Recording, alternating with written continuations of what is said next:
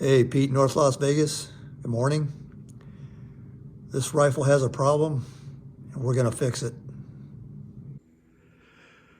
Okay, so I've showcased this rifle in a few other videos. This is an old sear block lower that uses the oversized trigger pins, the .170 trigger pins.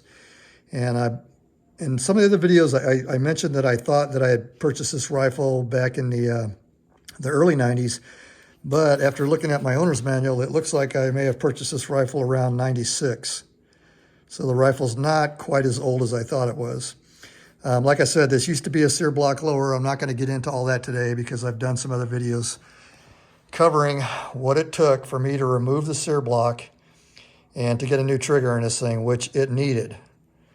But what we're here today to fix is this buffer is getting chewed up on the edge, which means that this buffer is hitting the retaining pin. So we're going to fix this today. Okay, so here's a close-up of the buffer, and you can see where it's starting to get really chewed up by the retaining pin. Now this one's not too bad, but you can tell it's just not quite right. It's barely hitting the retaining pin, but like I said, we're going to fix it just to make sure we don't have any problems with the rifle.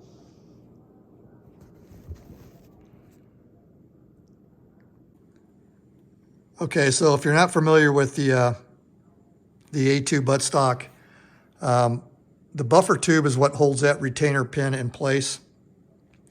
So we have to take the stock off and unscrew the buffer tube a couple of threads to be able to get the retaining pin out.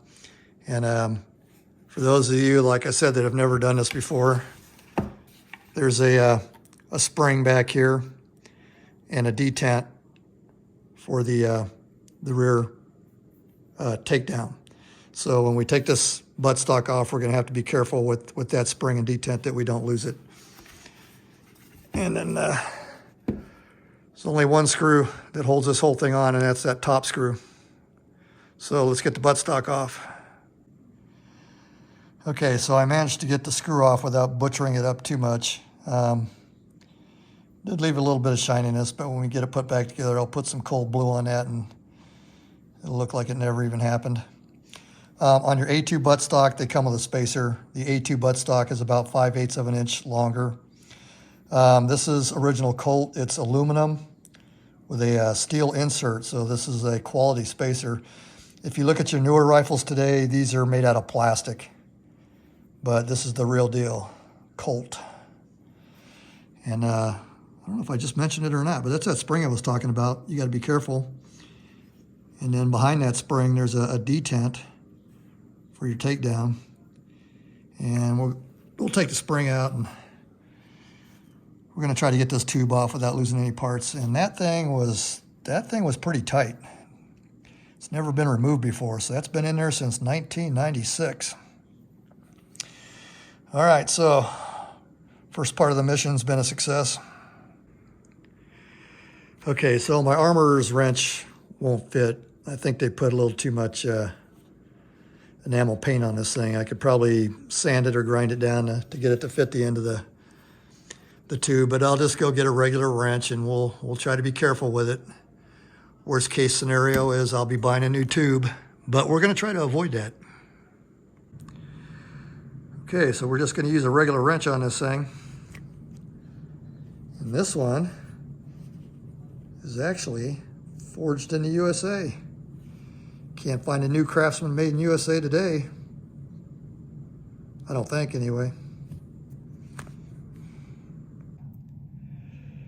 Okay, that thing was on there. I mean, I was afraid I was going to do receiver damage trying to get that thing broke loose, and ended up having to use a blue wrench.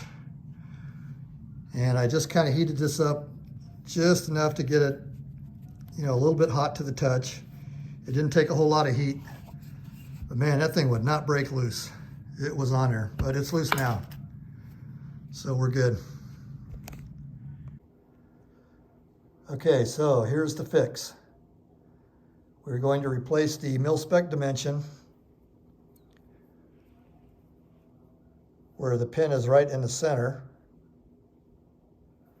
with an offset where the pin is more towards the edge of the retainer. And this will allow the buffer to come out a little bit further and engage the back of the bolt carrier to where we don't chew up the buffer anymore. And then once we get all this installed, I'll show you exactly what we're talking about if you're not sure what's going on yet. Okay, we got our buffer tube screwed in. I put just a tiny bit of moly grease on there, just a very small amount on an A2 buttstock. It's not going to come loose. Okay, so we got our offset, and it's going to go in like so. And we'll push it down and screw the buffer tube tight, and we'll show you what it looks like. Okay, so if I didn't already mention it, one of the companies that makes these offset retainer pins is Galloway Precision, and that's where I got this one. And you can see that the buffer tube is screwed in about as far as it can go up against the step, and still allows the pin to go up and down. So let's get this thing tightened back up and we'll get the stock back on. And this mission will have been a success by then. Okay, so if you're going to use a torque wrench on this thing when you put it back on, it's 35 to 40 foot-pounds is what the Marine Corps says. Okay, so we got our spring and detent back in. We have our original Colt aluminum spacer. So we'll just slide this buttstock on and get some fresh Loctite on that screw.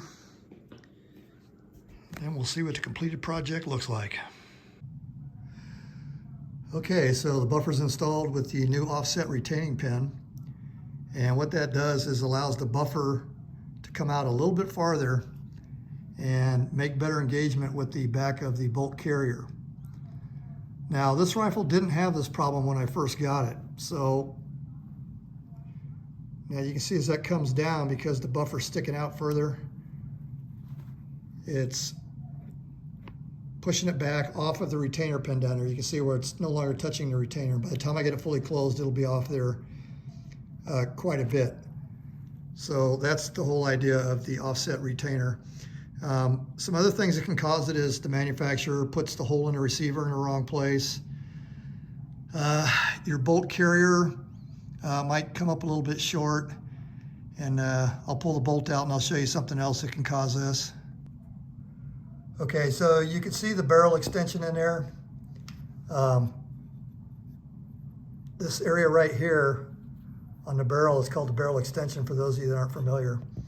And the part of the bolt carrier that engages with the extension is right here. So when this bolt slides into those lugs, the travel is stopped by the bolt carrier, and it hits that extension. So over time, depending on how many bazillions of rounds you have through, this area can get a little bit hammered. Your extension can get a little bit hammered.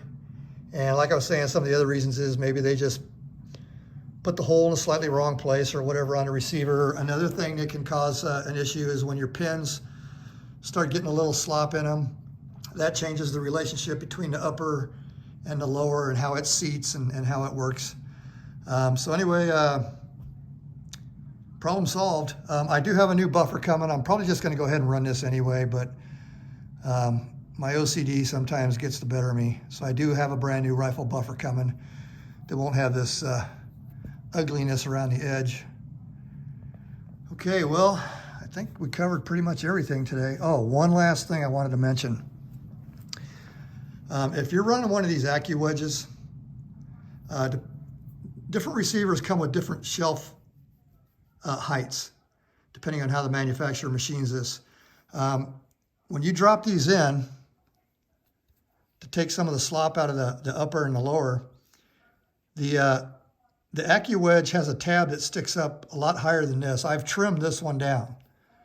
And what can happen is if you don't trim this to match the thread height here, and the tab sticking up, This bolt carrier will come back and make contact with the AccuWedge, the top of it, if you don't trim it, if it's not the right length.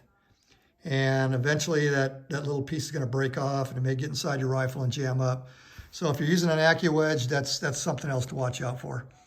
All right, well, I think we got everything. This thing's all put back together. We got my new buffer coming. Pete in North Las Vegas. Over and out.